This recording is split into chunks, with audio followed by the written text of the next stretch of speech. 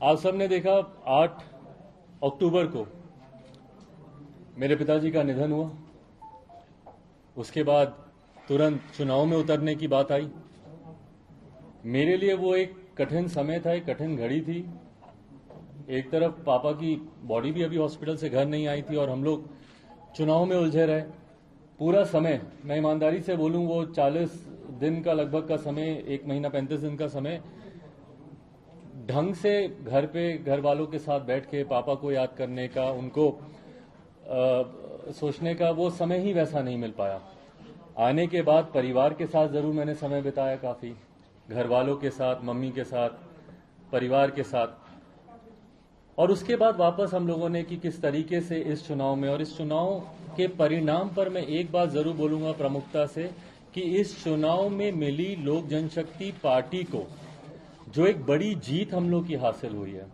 जीत, चुनाव में जब आप इलेक्टोरल पॉलिटिक्स में होते हैं तो कई बार जीत को सिर्फ और सिर्फ संख्या से आंका जाता है कि भाई आपके कितने विधायक आपके जीत के आए, कितने सांसद आपके जीत के आए। पर मेरे लिए भी एक बड़ी जीत थी जो लोक जनशक्ति पार्टी के बारे में कहा जाता था कि भैया 2%, 3%, 4% की पार्टी है, जहां हम लोगों ने लगभग 6% का मत प्रतिशत हम लोगों ने कंसोलिडेट किया। वहीं लगभग 25 लाख के करीब वोट लोक जनशक्ति पार्टी को मिले और जो जनता का अपार समर्थन हम लोग को मिला। और उससे भी सबसे बड़ी बात मुझे खुशी इस बात की है कि मैंने किसी भी परिस्थिति में, मैंने लोक जनशक्ति पार्टी ने, हम लोगों ने अपने मुद्दों, अपने सिद्धांतों से हम लोगों ने समझौता नहीं किया। आप सबसे भी उस वक्त मेरी मुलाकातें होती थी, ऑन रिकॉर्ड, ऑफ रिकॉर्ड। और मुझे याद है कि आप में से कई लोग ऐसे थे कि अरे छोड़िए, आप तो से बात कर रहे हैं, जब चुनाव आएगा तो देखिएगा आप लोग सीटों का समझौता कर लेंगे, आप सिर्फ प्रेशर पॉलिटिक्स कर रहे हैं, बाद में आप लोग साथ में जाएंगे, चुनाव लड़ेंगे। ये आप सबको भी कहीं ना कहीं इस बात का लगता था। मुझे खुशी इस बात की है कि पार्टी ने ये निर्णय लिया कि नहीं, हम कुछ मुद्दों को लेकर मौजूदा गठबंधन में जो जनता दल यूनाइटेड है उनके साथ हम लोग गठबंधन में आगे नहीं बढ़ सकते। और ये कारण था कि हम लोग गठबंधन से बिहार में अलग होने का पार्टी ने फैसला लिया और हम लोगों ने अलग होकर हम लोगों ने चुनाव लड़ा। मजबूती से हम लोगों ने अपनी बातों को रखा। आज जब चुनाव खत्म हुए उसके बाद से कहीं ना कहीं निरंतर, और चुनाव के दौरान भी, चुनाव से पहले भी, मुझे याद है जब पापा अस्पताल में भी थे तो उस वक्त भी कई बार कुछ लोगों द्वारा और जनता दल यूनाइटेड के द्वारा खास तौर पर मेरी पार्टी लोक जनशक्ति पार्टी को तोड़ने का प्रयास निरंतर तब भी किया जा रहा था। मुझे याद है कि मेरी शायद पापा की जब आखिरी बार बात पार्टी के कुछ नेताओं से हुई थी, जब वो आईसीयू में थे, तो उस वक्त भी जब उनकी बात हुई तो उन्होंने इसी बात को कहा कि क्यों मीडिया में इस तरीके की भ्रामक खबरें आती हैं। उनकी चाचा से भी बात हुई, चाचा को भी उन्होंने इसी बात के बारे में कहा कि क्यों बार बार ये खबरें आती हैं कि भाई पार्टी टूट रही है, पार्टी अलग हो रही है, इस तरह की जानकारी क्यों आती है। बट बहरहाल निरंतर एक लंबे समय से एक बात स्पष्ट थी कि पार्टी में कुछ लोग जो संघर्ष के रास्ते पर चलने के लिए तैयार नहीं थे, जो चाहते थे कि भैया हम लोग कंफर्टेबल पॉलिटिक्स में रहें, कि चलिए जो हो रहा है ठीक है, होता रहे, ऐसे ही गठबंधन है, ठीक गठबंधन है, लड़ेंगे, जीतेंगे। और हकीकत है, मैं इस बात को मैं झुठला नहीं रहा हूं कि अगर जनता दल यूनाइटेड, लोक जनशक्ति पार्टी, भारतीय जनता पार्टी, तीनों दल अगर साथ मिलकर बिहार में विधानसभा का चुनाव लड़ते तो हम लोग का एक तरफा, जिस तरीके से लोकसभा में हम लोग 40 में से 39 सीटें हम लोग जीते, विधानसभा में भी हम लोग का परिणाम उसी तरीके से आता। पर उसके लिए मुझे नतमस्तक होना पड़ता मौजूदा मुख्यमंत्री नीतीश कुमार जी के सामने। उसके लिए मुझे समझौता करना पड़ता अपनी नीतियों से। मैंने Bihar first, Bihari first vision document जो पूरे बिहार में हम लोगों ने घूमकर, हर एक जिले, हर एक प्रखंड में जाकर वहां के लोगों से सुझाव लेकर जो हम लोगों ने तैयार किया था, उसको सम्मिलित करने से साफ इनकार कर दिया गया। किसी भी गठबंधन में एक नॉर्मल प्रैक्टिस रहा है कि आप कॉमन मिनिमम प्रोग्राम आप ड्राफ्ट करते हैं, साझा न्यूनतम कार्यक्रम के हिसाब से सरकार चलती है। और मेरा भरोसा नहीं था कि भैया आपका साथ निश्चय बिहार में विकास कर सकता हूं। और मुझे लगता है कि हर वो व्यक्ति जिसको बिहार से प्यार है, बिहारियों से प्यार है, बिहार के युवाओं से प्यार है, अपने समाज से प्यार है, हर वर्ग के समाज से प्यार है, जो व्यक्ति बिहार से प्यार करता हो वो शायद अपनी बातों को इतनी प्रमुखता से रखता है जितनी प्रमुखता से मैंने रखा। और उसके सामने ना मैं झुका, ना मैंने किसी तरीके का मैंने समझौता किया। और अपने विश्वास पर, मेरी पार्टी के पूरे समर्थन के साथ मैंने चुनाव लड़ा। बट हाँ, जैसा मैंने कहा कि कुछ लोग संघर्ष के रास्ते पर चलने के लिए तैयार नहीं थे। उन लोगों ने उस वक्त भी, उस चुनाव के दौरान भी, जिसमें मुझे दुख के साथ कहना पड़ता, बट मेरे चाचा खुद, उन्होंने चुनाव प्रचार में उस वक्त कोई भूमिका नहीं निभाई। मेरी पार्टी के कई और सांसद जो अपने व्यक्तिगत चुनाव में, वीना जी वैशाली, वो अपने सुपुत्री उनके चुनाव लड़ रही थी, वो उसमें व्यस्त थी। कैसर साहब का क्या ही कहना, उनके तो सुपुत्र खुद दूसरे गठबंधन से चुनाव लड़ रहे थे, वो उसमें व्यस्त थे। कई पार्टी के और नेता, मेरे छोटे भाई जब समस्तीपुर में मेरे दूसरे भाई चुनाव लड़ रहे थे, उनके चुनाव में व्यस्त थे। जिस तरीके से पूरे प्रदेश भर में कुछ लोगों की भूमिका होनी चाहिए थी,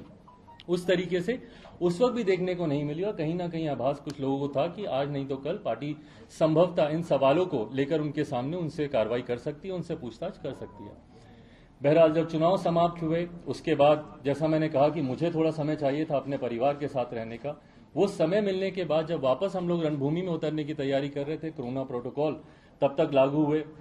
इस महामारी से बचाव के लिए कई तरीके के नियम कायदे कानून बनाए गए, और उस वक्त हम लोगों ने पुनः कुछ समय के लिए अपनी तमाम राजनीतिक गतिविधियों पर हम लोगों ने रोक लगाई। और उसके फिर तुरंत बाद मुझे टाइफाइड हुआ,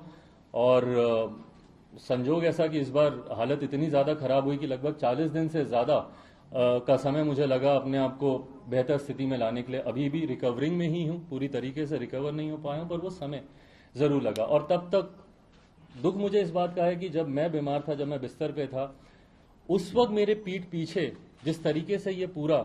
षड्यंत्र रचा गया, इस बात का मुझे दुख है कि अगर किसी को भी कोई भी तकलीफ होती, और जबकि मैंने निरंतर प्रयास किया अपने चाचा से संपर्क साधने का, उनसे बात करने का, चुनाव के बाद से लगातार मैंने कोशिश की कि मैं उनसे बात करूं, अगर किसी तरीके की कोई समस्या है या उनको अगर किसी तरीके की बातें मेरे सामने रखनी हो। और ये संपर्क नहीं होने के बाद, ये संवादहीनता आने के बाद, मैंने स्वतः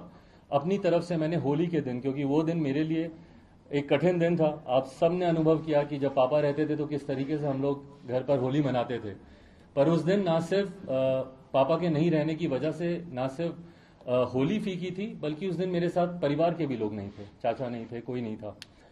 तो उस दिन मुझे वो अकेलेपन का एहसास हुआ, और उस दिन मैंने उनको पत्र लिखा, जो पत्र मैंने कल या परसों मैंने अपने ट्विटर हैंडल के माध्यम से आप सबके बीच साझा भी किया। और उस पत्र में भी अगर आप पढ़ेंगे तो अंत में मैंने यही लिखा कि कुछ भी है आप बात तो कीजिए, आके आप मुझे बुला लीजिए, जो भी आप अपनी बातों को रखिए। पिछले 2 दिन से जब ये घटना चक्र भी चल रहा था, मैं जानता हूं कि आप सब भी काफी जानना चाह रहे थे कि भाई मैं क्या कहना चाह रहा हूं, मेरा क्या पक्ष है, बट मैंने अपनी तरफ से अंत तक मैंने प्रयास किया कि पार्टी और परिवार दोनों को एकजुट करके रख सकूं। लास्ट तक मैंने कोशिश की। आपने देखा कल परसों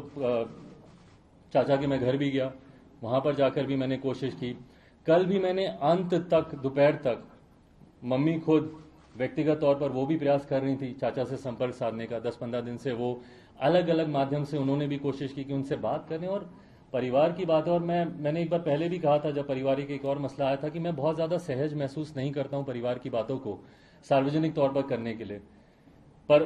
कल जब अंत में आते आते जब इस बात का एहसास हुआ कि शायद अब चीजें अब हाथ से निकल गई हैं, और जो मेरी कोशिश परिवार और पार्टी को एकजुट रखने की थी, जब वो सफल नहीं हुई, तो उसके बाद हम लोगों ने कल पार्टी की राष्ट्रीय कार्यकारिणी की बैठक बुलाई वर्चुअल मीडियम से। और उसमें, क्योंकि पार्टी में अनुशासन कायम रहे, ये जिम्मेदारी भी मेरी है। कॉन्ट्ररी टू द बिलीफ कि कुछ लोग जो इस बात का दावा करते हैं या इस बात को कहने की कोशिश कर रहे हैं कि अब चिराग पासवान लोक जनशक्ति पार्टी के राष्ट्रीय अध्यक्ष नहीं रहे, उन्हें हम लोगों ने राष्ट्रीय अध्यक्ष से हटा दिया। मैं आप सबके माध्यम से पार्टी के संविधान की जानकारी संक्षेप में आप लोगों के समक्ष रखना चाहता हूं। मेरे साथ पार्टी के संविधान के निर्माताओं में से जो अहम भूमिका निभाने वाले पार्टी के हमारे सेक्रेटरी जनरल जनाब अब्दुल खालिक साहब मौजूद हैं, AK वाजपेयी साहब मौजूद हैं, जिन्होंने लीगली इस संविधान को ड्राफ्ट करने में एक अहम भूमिका निभाई है। तो संविधान के अनुसार जो ये दावे किए जा रहे हैं, जिस तरीके से कहा जा रहा है कि नहीं, उनको हमने राष्ट्रीय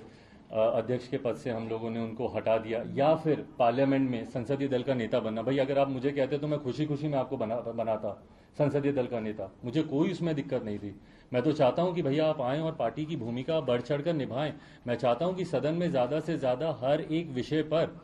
पापा ने जिस तरीके से विश्वास करके, जिस तरीके से संसदीय बोर्ड ने मुझ पर विश्वास रख के मुझे संसदीय दल का नेता बनाया था, मुझे खुशी है कि हर उस मुद्दे पर, धारा 370 की बात हो, ट्रिपल तलाक की बात हो, जितने भी राम मंदिर की बात हो, जितने भी ऐसे मुद्दे हैं, निरंतर मजबूती से मैं सदन में अपनी बातों को मैं रखता रहा। मैं चाहूंगा कि भविष्य में भी ये रहे।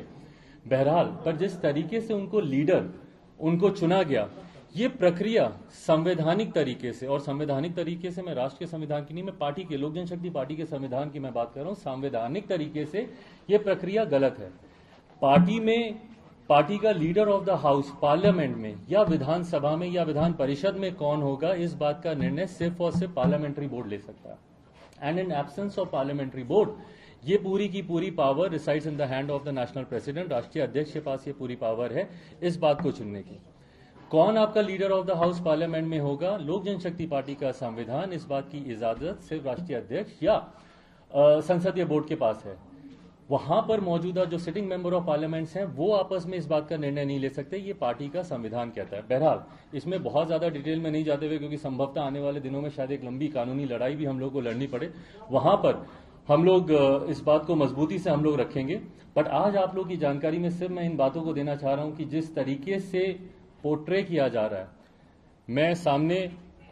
इसलिए नहीं आ रहा था या अपनी बातों को, क्योंकि आज हम लोग दिन भर एक लंबे समय तक हम लोगों ने लीगल ओपिनियंस क्या क्या इसमें कॉन्स्टिट्यूशन के आधार पर क्या क्या चीजें हैं, सुबह से लंबे समय से हम लोग की बैठकें चल रही थी, तमाम इन जानकारियों को हम लोग एक दूसरे के साथ हम लोग साझा कर रहे थे। और ईमानदारी की बात है, मैं बहुत ज्यादा मैं चाहता नहीं था कि ये मसला इस तरीके से बढ़े। जैसा मैंने कहा कि मेरा हमेशा प्रयास रहा कि अगर परिवार की बात है और पार्टी भी मेरा परिवार है, अगर इसको हम लोग बंद कमरे में अगर आपस में बैठकर अगर हम लोग इसको सुलझा पाते, वो मेरा प्रयास ज्यादा था। पर अब जब मेरे पास कोई और विकल्प बचा नहीं, तो इसीलिए आप सबके समक्ष आकर मुझे इन बातों को रखना मेरे लिए जरूरी था, क्योंकि बार बार मैं देख रहा था कुछ चैनल्स पे चल रहा था कि इनको राष्ट्रीय अध्यक्ष पद से हटाया जा चुका है। लोक जनशक्ति पार्टी का संविधान कहता है कि राष्ट्रीय अध्यक्ष का पद सिर्फ दो परिस्थितियों में खाली हो सकता है, या तो राष्ट्रीय अध्यक्ष का निधन हो या स्वतः अपनी मर्जी से राष्ट्रीय अध्यक्ष किसी भी परिस्थिति में जब वो रिजाइन करते हैं तो उसकी जगह दूसरे अध्यक्ष की नियुक्ति की जा सकती है। बट ये तमाम बातें जैसा मैंने कहा लीगल मैटर्स हैं। यहाँ पे वाजपेयी साहब मौजूद हैं, विस्तार में अगर आप इनसे अगर कुछ आप जानना चाहें तो ये आपको और विस्तृत तरीके से आपको इन सब बातों की जानकारी देंगे। पर हाँ, आज आप लोगों के सामने आने का मेरा उद्देश्य बस यही था कि जो एक मैंने प्रयास किया था कि शायद परिवार पार्टी सारा मसला सुलझ जाए। आज जब वो सुलझा नहीं तो पार्टी में अनुशासन बना रहे,